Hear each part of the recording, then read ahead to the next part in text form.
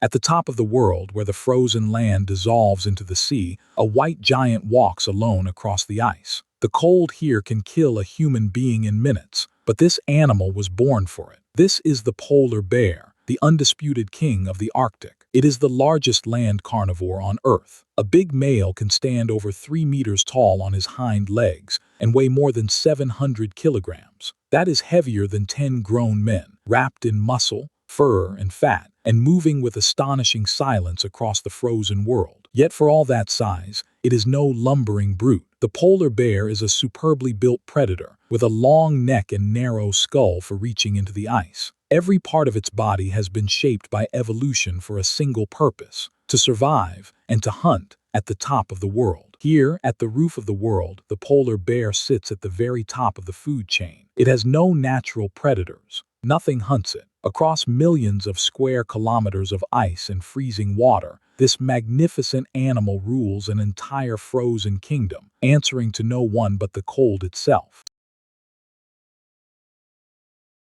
Look closely at that famous white coat, because in truth, the polar bear is not white at all. What you are seeing is one of the most elegant tricks in all of nature, a masterpiece of light, warmth, and disguise. Each hair is not white, but completely transparent and hollow at its core. These clear, empty tubes scatter and bounce the sunlight, and to our eyes the whole coat blazes white against the snow. It is the same reason ice and clouds look white, not color at all, but light itself. And beneath that glowing fur lies an even greater surprise. The skin of a polar bear is jet black. You can see it on the nose, the lips, the paw pads. That dark skin drinks in the sun's heat, while the hollow hairs trap it close, turning the bear into a living solar panel. Under the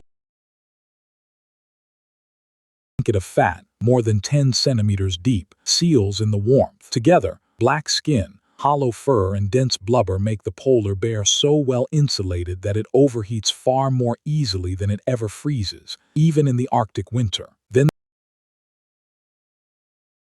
nearly 30 centimeters across. They spread the bear's weight over thin ice like snowshoes and paddle it through water like oars. Beneath them, thick fur and rough, bumpy pads grip the slick surface, while black claws bite down and hold fast. But it is its nose. This is one of the finest noses in the entire animal kingdom. A polar bear can smell a seal resting on the ice from well over a kilometer away, carried to it on nothing but the frozen wind. Even more astonishing, it can smell a seal's breathing hole buried under a meter of solid snow and ice. Following that faint scent, a hungry bear will travel for days and dozens of kilometers in a straight line, drawn across the white emptiness toward a single hidden meal it cannot even see. That meal, fat and abundant, it is the fuel that powers the entire Arctic. But seals are not easy prey. They are fast and wary in the water, and they must surface to breathe. And that single need is the bear's one opportunity. And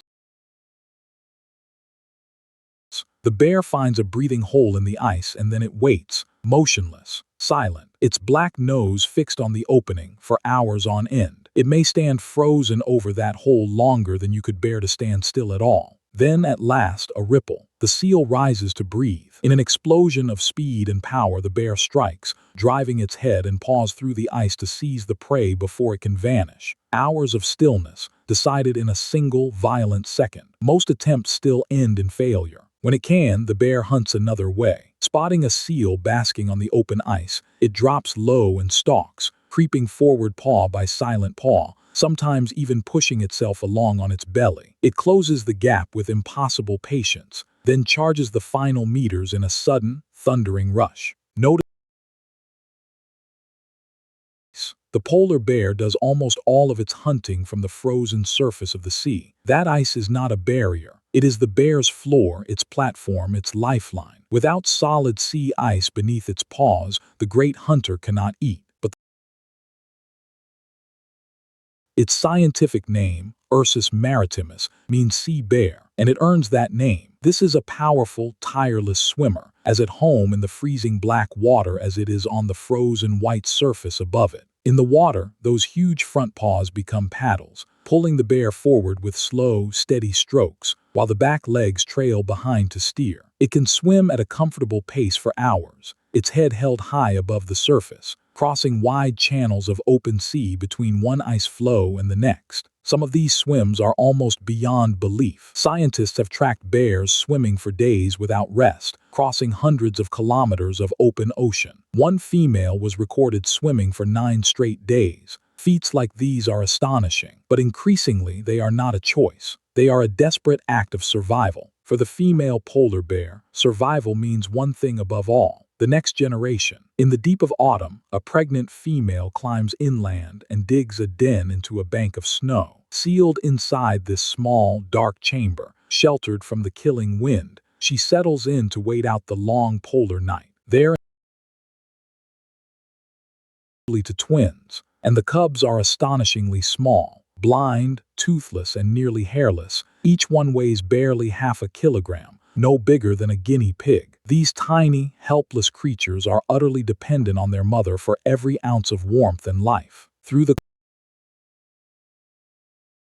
milk so rich it is nearly 2/3 fat, they grow quickly in the warmth of the den, while outside the world howls with ice and storm. And through all of it, the mother eats nothing. She lives entirely on the reserves within her own body. Then, in the pale light of spring, the family emerges. For the first time, the cubs feel the sun and see the vast white world they were born into. They tumble and play in the snow, clumsy and curious, staying always within a few careful steps of their watchful, patient mother. Now the real education begins. For more than 2 years, the cubs will follow their mother everywhere, learning the hardest lessons of all: how to read the ice, how to find a breathing hole, how to hunt. She is their only teacher, and everything they must know to survive, she must show them herself. But survival in the Arctic runs on a brutal clock. Each summer, as the sea ice melts and retreats, the bears lose their hunting platform entirely. Stranded on land, cut off from the seals,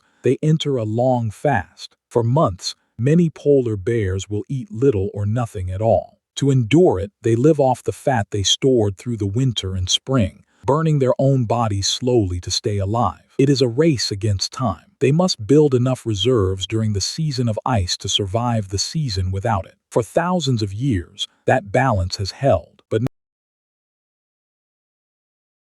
is warming faster than almost anywhere on Earth, more than 3 times the global average. And as the temperature climbs, the one thing the polar bear cannot live without is quietly, steadily disappearing beneath its paws. The sea ice is melting away. Every year breaks up earlier in the spring. That means the hunting season, the only time a bear can truly feed, is shrinking. Each lost week on the ice is a lost week of eating, and a longer, hungrier fast waiting on the far side. The warming south of their range, bears are growing thinner. Mothers arrive at their dens with too little fat to nurse. Fewer cubs are being born, and fewer of those are surviving their first fragile year. Slowly, a mighty animal is starving, and the great swims are turning deadly. As the ice floes drift farther and farther apart, bears must swim ever longer distances to reach them. Some grow exhausted in the frigid water. Some drown. Cubs, too small and weak for such crossings, are lost to the cold sea before they ever grow up. This is why the polar bear has become the face of a changing planet. That heartbreaking image, a lone bear adrift on a shrinking scrap of ice, is more than a symbol. It is a warning. What is happening in the far north will not stay there. In time, it is coming for us all. The numbers are bears remain in the wild today, and scientists warn that if the ice keeps vanishing at its current pace, we could lose most of them within this century. An animal that has ruled the Arctic for thousands of years, gone in a few short generations. But this is not yet written. The polar bear does not need our pity. It needs our action. Protecting it means protecting the ice, and protecting the ice means facing the warming we ourselves have set loose upon the world. Its fate and ours are bound together. For now, the great white bear still walks the frozen sea, as it has for hundreds of thousands of years. Powerful, patient, perfectly made for a world of ice. Whether it still walks there tomorrow is no longer up to the bear. That choice, at the very top of the world, belongs to us.